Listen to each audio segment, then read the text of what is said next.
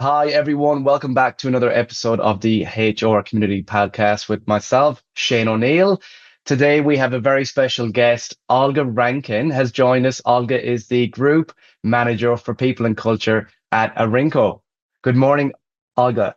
Good morning. How are you, Shane? I'm very good, very good. Thanks for joining us today. Just for our audience, Olga and I have known each other quite some time. So this episode has been a little bit of time in the making. As a background for those of you who don't know, if you're not involved in the Sydney HR scene, Olga has been within recruitment and HR for many years now, with a big chunk of that within the technology sector, has been part of the before .com boom, and is currently working through quite an interesting time in tech with AI. And speaking of which, Arinco are an AI-led technology business.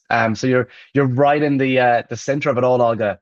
I am indeed, and I'm very pleased that you didn't say exactly how many years I've been around the recruitment and HR space, but I have been really fortunate in my career to go through and see businesses evolve and change through many different stages in technology, and Arinco is the artificial intelligence company. We are an organisation who are now in really the midst of AI and what it is affecting within the business world. It's really exciting, actually. Interesting enough, I guess, on the AI side, and you and I spoken about this sort of offline as well, there's a lot of noise in AI and technology land at the moment. And I think off the back of a lot of the HR and talent events, it's everywhere. It's in every pitch, it's on every platform, it's in every conversation. When we're speaking to our HR leaders, there still seems to be a lot of uncertainty where potentially the risk sits, what's working, what's not. But I guess my question to you really is, where do you think HR leaders are maybe getting it wrong right now, or maybe they're getting it right? It has one really big thing in common across every industry, and that's people. Hmm. And we're talking about using technology to remove some of that humanness from a process. And I think that there is lots of opportunity for us to be using AI. And I know there's lots of research about AI and AI interviewing, but I think the thing that we all need to think about is transparency. Actually, most HR leaders are pretty busy. They're running pretty hot. One of the things we need to think about is, are we actually taking the time as leaders to stop and learn and really understand the capability of AI? Because we're all being told, use AI. You need to use AI in your job. Are you using AI? Where are you using AI?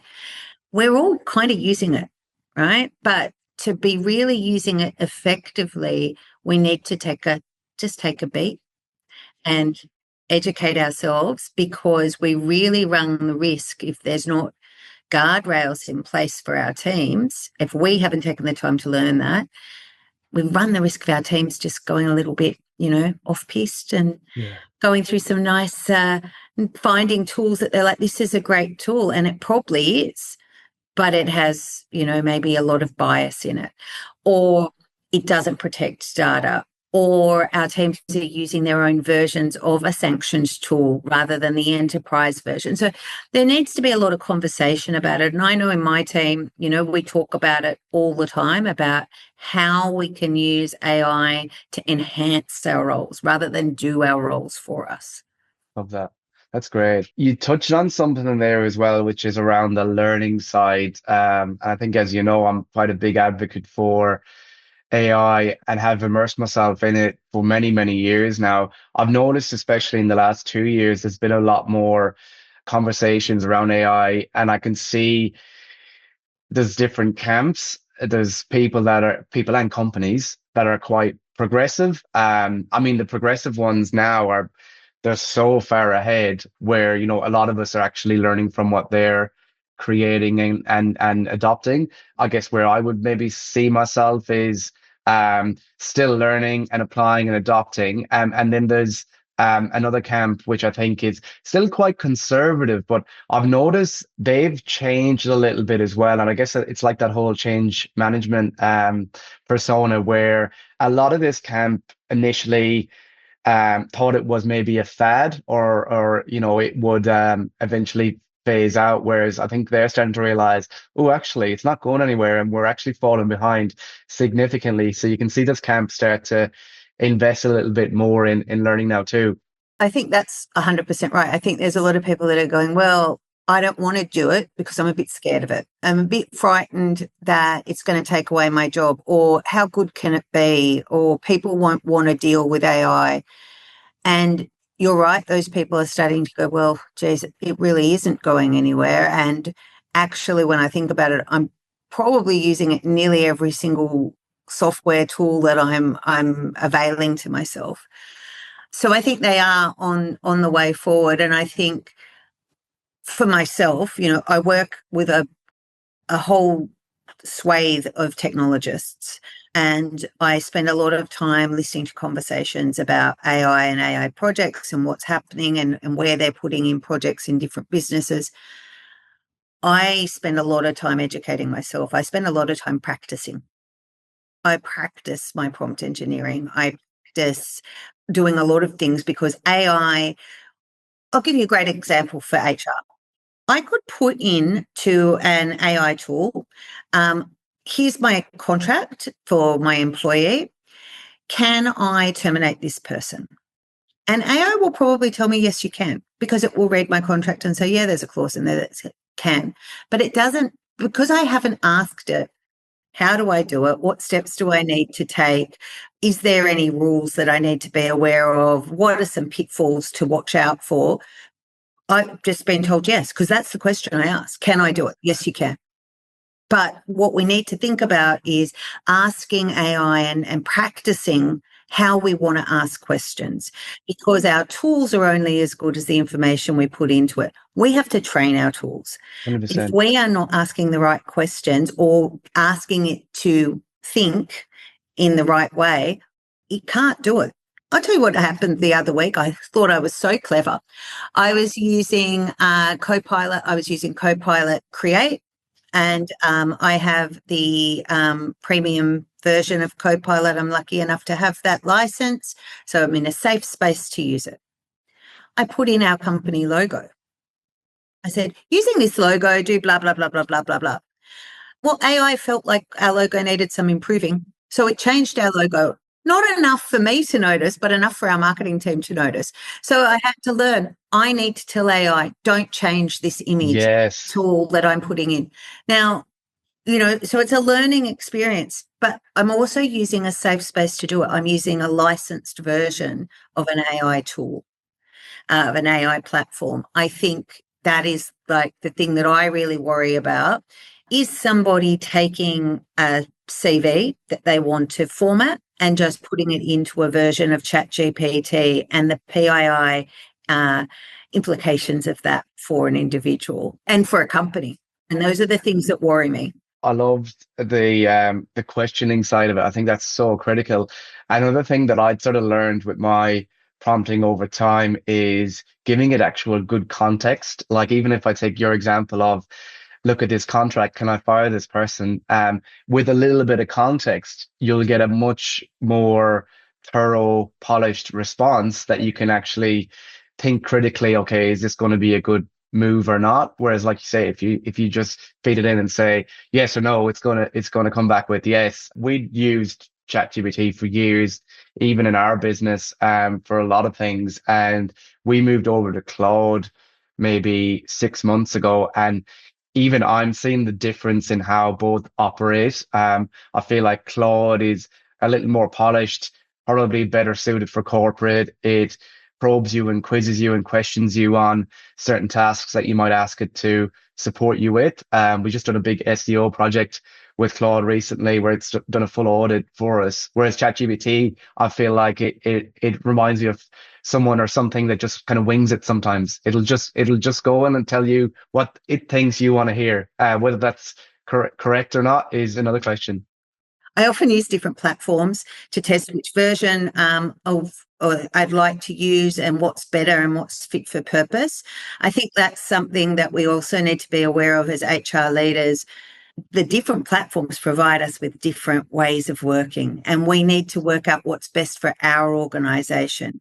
We also need to work out, depending on the type of organisation you're in, a platform might not be sanctioned by your organisation, even if you think it is best. So Yeah, if Claude isn't allowed where you're working, you need to then go, okay, well, what can I use? And again, how can I get the tool and platform I'm using to give me the results that I need? So you could actually 100%. say to ChatGPT, I need you to act as an expert and using professional language, and it will change the way that it presents information back to you. But you need to help it learn what you need. But I still think that I use AI on a daily basis, but I use it to enhance work. And I think when we look at some of the things that are happening in the world, I can see where AI can provide huge impact to HR teams depending on the type of work that they're doing.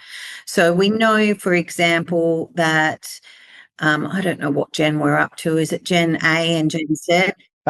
Whatever gen we're up to. They prefer to use AI for some of their interviewing. And that might be okay depending on the role that they're doing. They prefer it because they can do it at a time that suits them. They prefer it because it's not intimidating, because they're not talking to a real person, so nobody's judging them. And unfortunately, in the world where I work, we're judged all the time. And we're not judged for criticism, we're judged for growth. And I think that's probably true in most Yeah, places. You're judged on your output. 100%. And so it's okay to be judged in an interview a Yeah, little bit, but there's lots of things AI can do to enhance the grind, which is, yeah, those low level noisy tasks that if you could just get those ones out of the way really easily, if we could have an AI tool that did that for us, why not? yeah. I'd agree with that. And on the interviewing side, actually, I mean, we use tools. I'm sure you do too. I'm sure a lot of organizations do. I know a lot of organizations that don't, that are probably listening to this, with their pen and paper. But for, the screening, the assessments, even interviewing now, I know you touched on more of the candidate side there, but like fully AI led interviews. I mean, I'm definitely pro for it, but still sort of understand there are some risks to it too. I mean, what do you think is the real risk, Olga, with fully led AI interview processes, and are HR leaders underestimating this a little bit? I think we are a little bit. And again, I'll go back to saying that an AI tool is only as good as the information that we have provided it with to learn from. So I think if we are ensuring that the tool has the context, has the rules that we need it to have, perhaps it can be useful at the beginning. I still think that, and we also need to be very, very careful of the biases that our AI tool can develop over time, because it will see our trends and it will think our trends are reality, whereas they're not reality most of the time. Yeah, So if, for example, a particular role you needed to have a CPA, but then the next time you're recruiting for an accountant, you don't really care if they have a CPA, but your system, you haven't reminded it of that, so it's discounting everybody 100%. who isn't qualified in that way. Well, that's going to give you bias. It's going to cut out a whole lot of people. It could, I think, potentially lead to some questioning of your system and what you're missing. I Yeah, still think people are essential part of the loop, even if it is auditing some of those interviews every now and then to make sure that the system is working correctly. And again, I think it matters hugely on the level of the role. I agreed. probably wouldn't do an AI-led interview for a CEO. Yeah, I agree with you as well, because any of the tools we use for sourcing and a lot of that sort of heavy grunt work, the grind, as you refer to it, we've set it up and built it in a way where it's essentially what we would typically look for. Like, so these are the kind of candidates we would typically look for these roles. It's essentially operating the same way we would, just at a much faster pace. So I think that that works for us. Where it's also worked really well, we worked with an organization where they They had 10 different blue collar trade roles that they were recruiting. They typically get a lot of overseas candidates for these roles and they sponsor them and whatnot because they're on the skills visa. So, or the skills nomination, know the list I'm referring to. We found some of the AI tools from screening and sourcing and interviewing really helpful there because we could help them with recruitment operations and campaigns overseas, different time zones, but then get it to a stage where a human has to step in and assess before you start sponsoring and bringing people the other side of the world with their families. So like it helped in that regard. Otherwise, we would have been working through the night to try and align time zones. Absolutely. And that's where AI, you know, when we talk about AI working in the background, that is a great example of it. It's providing you with the labor force that you need to do something at a great pace and at great volume. Yeah. And in that case, I would imagine that there would be lots of rule in and rule out factors that AI could help you with because they would be, you know, the tickets that they have, 100%. you know, do they have police criminal charges against them? Okay, we're not going to be able to sponsor. So that would be quite useful, I think, a really useful use of AI. And I think there are some other things that AI can be doing within that process and within that interviewing process where it can go down different paths of questioning and almost getting harder and harder as we go along to test the knowledge. But again, I use it more to do repeatable tasks Yeah. that carry low risk. Yeah. For me, I feel more comfortable with that right now. And I think that's the thing that we need to look at with our HR leaders. What tasks can we offload that are repeatable, safe tasks if we're not still 100% comfortable? So I'm very comfortable with AI doing lots and lots of things, but there's some things I still like and enjoy doing and take value as part of my role, and I don't want to give them up yet. Yeah, 100%, 100%. And I know we talked a lot about where you and I have sort of seen improvements in our work from a productivity perspective with AI, what's made some things better, improved some efficiencies. Have you experienced or seen anything where AI maybe isn't working or making things worse? If there isn't enough context, I think that makes it worse. I think if people are not following the rules, where we implement AI tools, we go to organizations and help them in their AI journey. So for us, having rules in place, ensuring the sovereignty of data is very, very important. Ensuring that there are no breaches is very, very important. So I think the biggest downfall HR leaders are seeing is organizations not educating their people enough as to the why. Why must you use our version of a tool and not whatever you feel like using? Yeah, yeah, Now, I don't know anything. I'm using the word of a tool here. Could be wrong, but let's say Grok. Grok, great. Lots of people love it. Is it a safe environment for people to be doing work in? Probably not. And so when we think about that, we need to be able to say, okay, this is the reason why you can't use that tool because A, B, C, and D, and we've seen these things happen. I was listening to somebody talk the other day about a scenario where the AI agent was trying to blackmail the AI user. Oh, wow. And I was like, Wow. that's scary. That is very scary. Terrified, in fact. Wow, that's interesting. Another area which is not a new sort of concept, but something that you and I talked about, I know you're quite passionate about, is that intersection between employee experience and customer experience. I mean, again, given the space that you're in, Olga, like what are you sort of seeing from an AI-led organization? Are you seeing AI play a role in that intersection with employee and customer experience? Definitely with employee experience, I think in our space, everyone's very excited about AI. And there's a lot of education and a lot of training, and we have Teams channels that are devoted to what agents have been made, what great prompts have been created, and it's adding value to the work that our teams are doing. our consultants at Arinco have had to really lean into AI and work out how it can enhance their work, because we are going to be seeing, in my opinion, real shift for HR, particularly in the L&D space and particularly in early careers employees, because those grind roles aren't going to be there anymore.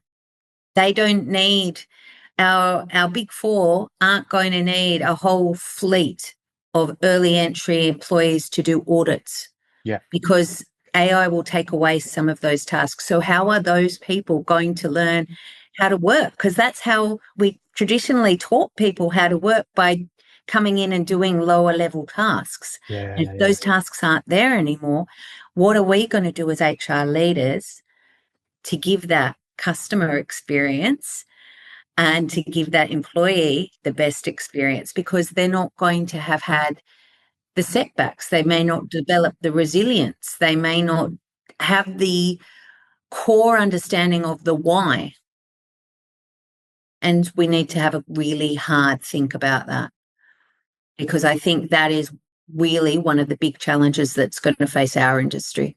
Oh, massively. Yeah, massively. I mean, you would know at a lot of the events where we've sat down and had breakout sessions, talent and skills always comes up at top trumps as a critical area for organizations. And, one side of the room, you've got those that are in industries where it's talent short, aging workforce, really, really struggling, frontline healthcare, certain trades. But then you look at some of the sectors where we operate, where it's more service-based, consulting, recruitment, etc. AI is starting to really replace a lot of the role duties, I should say. So we need to be ahead of the curve to actually go, okay, these are my areas of expertise, these are my skills.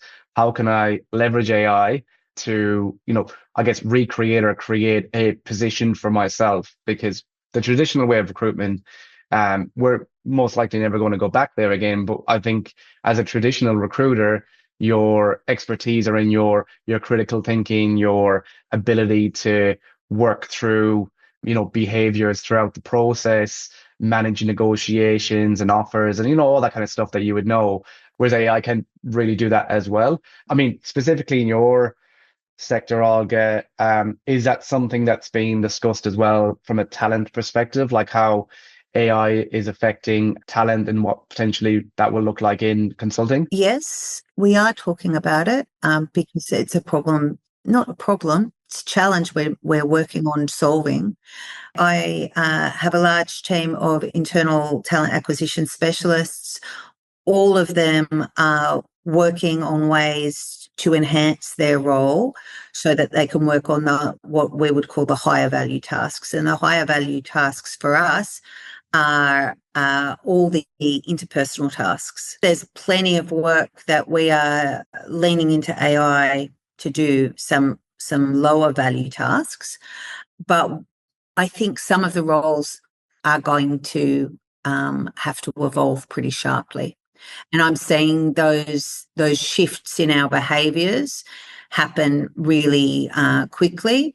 One of the challenges that we have, because we're a professional services company, so I could turn around and I'm surrounded by experts that can do tasks for me. However, they're all very busy doing stuff for our customers. So I spend a lot of time working with my team saying, well, go sit next to someone and learn it because we need to know how to do this for ourselves. That's one of the things that I think is going to come out of this is HR is going to play a bigger and bigger role in how AI affects our workplaces, what that's going to look like in role creation and role evolution. And we really need to be talking to our people, our cohorts of employees on a regular basis about how they are taking charge of their careers and their learning. Because if they're not, I do think they're going to be left behind a little bit. Yeah, I'd agree. And even with a trade, okay, so we could have a tradie could create a whole bunch of agents to do all of their administrative work. Now, That's amazing. They could do all that. They don't have to pay a bookkeeper anymore. So what's the bookkeeper going to do? We need to work out how the bookkeeper's going to evolve their role to do stuff. So it's about everybody having a good think about themselves and going, well, how can I move with technology? Yeah. You know, we all had to do it at some point in time. And this is going to show you how old I am. But, you know, we first of all would deliver. I mean, I never did this bit. We would deliver CVs, but we would fax CVs over to customers. Then we learned how to email stuff over. Then we, you know, doing different things and video interviews and whatever. We've moved and evolved. We haven't just gone, oh no, I'm not going to use email. I'm going to walk my CVs around the city. Yeah.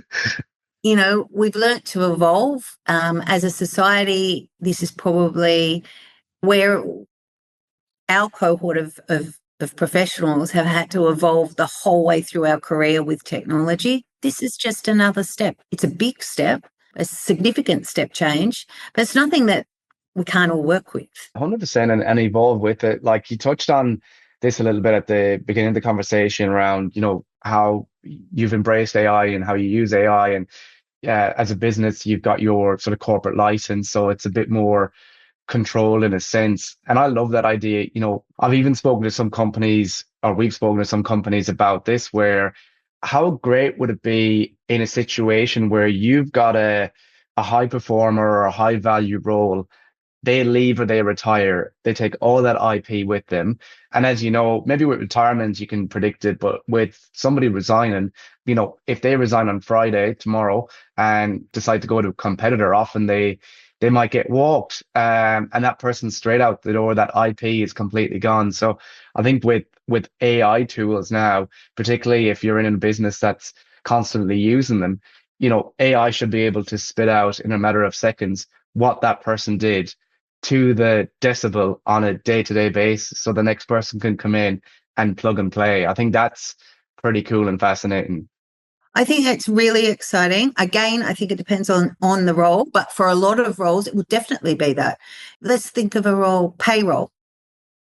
Payroll, where there are lots of bits and pieces that change in there, and it's not by no means an easy job. And gosh, I love payroll people because they get it right every month. Yeah. But we would be able to see the specific tasks and when they do them and how they do them every single month. So you're right, that learning could be within a tool.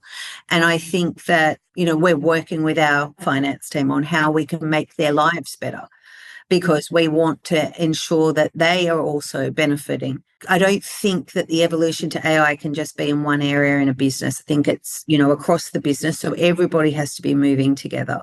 In regards to the environment that you're working in, where, you know, it's consulting, it's client side, in an AI led organization as well, talk to me a little bit about culture. I mean, how do you build it, maintain it? You know, do you have a certain focus for it? Is it a priority? I have spent a very good portion of my career building cultures for organisations, and it is my passion. I love working with people and building culture. And I think that, you know, when we're looking for people, yes, we do ask them how they're using AI in their job. And I don't think that there are many organisations where they're not asking that question at the moment. But we're looking for people who anyway embrace the future. And really the questions that I'm asking right now are not, do you have these skills or do you have that skill, and where did you do it and how long have you had it for? What I'm asking now is, talk to me about the way you learn. Tell me when you've been curious about something and what you've done to educate yourself or solve a problem. How do you approach a challenge? For me, it's all about the problem solving aspect. And then we're building this community of really curious people. And part of having a community of really curious people is having a safe space for people to make mistakes and ask questions. And whenever you're moving to a new technical stage, as we are now as a wider community, there are going to be mistakes, and there's going to be heaps of questions, and there's going to be people discovering new ways of doing things. And that's why we're seeing new tools and new platforms and new evolutions of existing platforms every day coming up. And some of those things, for me, are pretty scary. Are they scary because they're actually scary? Are they scary because I just don't know enough about them and I'm, cautious? Yeah, they are. But, people were frightened of cars too. So I think it's really important that when I'm building culture, and the culture that we're building here is really like, how good are you and how Mm, adaptable are you to learning, and how curious are you to finding new solutions to problems that we thought were solved? yeah, love that. That's great. I mean, I get excited. I love working with technologists because they are doing just amazing work all the time. Yeah. And it's just taking us to next level all the time. And that's just an amazing space to be in. I'd agree with you. Like we've got an AI partner and they do a lot of the heavy lifting. But whenever we catch up, I like playing around with the development. I like getting in the trenches a little bit and they're like, oh, you don't need to do that. Like that's our job. But I'm like, I kind of nerd out on this stuff. Like I find it quite interesting. I'd prefer to know how it's working and what's making it do what it's doing so that when we have conversations like this, I can actually explain not just the outcome, but how it's actually set up and what it's doing for us and how. But yeah, I'm the same. I nerd out on this stuff, and it's been really cool to put stuff into play, years ago that is now really sort of evolved. And some of the stuff that we did from an AI perspective 4 years ago, or even 5 years ago when we started the business, that's redundant now. We've moved on, we've evolved, we've got different tools. The tool that did one small little thing is now been acquired by a major player. So now we use that major player's full toolbox of surprises. So it's cool. Yeah, it's cool. I don't think it's going anywhere. I don't think it's going to go anywhere. I think it's will become, just like everything else, a part of our lives. It's not going to be a fad. I was speaking to my mum the other day and we were talking about mobile phones, and she was like, I was certain it was just going to be a fad. I just didn't think everybody would have one. She says, now if I forget my phone, I have to drive home and get it. 100%. Just as we're sort of closing out, I mean, everything we talked about today, AI, structure, culture, decision making, I'm sure that a lot of the HR and talent listeners that have tuned in will get a lot of value from today. I mean, if we sat down again in 2 years' time, Olga, what would you hope HR leaders got right about this whole evolution and shift? I would hope HR leaders really were the leading front on how AI is going to work, because we are going to see a lot of roles really change shape. And if we are not on the front foot, it's going to be a pretty difficult road to walk down. So I would hope that AI leaders are HR leaders are the leaders of AI, Yeah, because we will be working in workforces where our employees will have a number of agents doing tasks for them. 100%. And we will need to be able to understand what different value add our human employees bring, and how they're utilizing the tools around them. This is just another tool. Yes, it's going to change some people's worlds, but it's going to change a whole bunch of other people's worlds for the better. When computers started and people could type faster, it didn't stop, people needing EAs and receptionists and all those things. We still need everybody. We just might need everybody in a slightly different way. Yeah, love it. Love that. And fingers crossed, we do sit down again and talk about this in 2 years' time. I think it'd be great. I would love to talk about this in 2 years' time, but I think we're even going to see, if we sat down and spoke about this again and approached the same questions again in December, Yeah, we would be having a totally different conversation, because things are moving really fast and it's really exciting, but we all need to get on the train. I'd agree with that. Yeah. One of the most exciting things I find from a HR perspective is the fact that in decades prior, technology seemed to have a lot of ownership and control from the IT team for obvious reasons. I feel like AI has now given us this opportunity for HR to actually drive and implement a lot of the change. I've spoken to a number of other chief people officers in my community who own technology now. They're operating in official or unofficial chief people technology officer roles. And the expectation by the business is, they're people experts, but also tech and AI fluent as well. So I think That's an exciting area. Absolutely. And that's why I really encourage every HR leader to.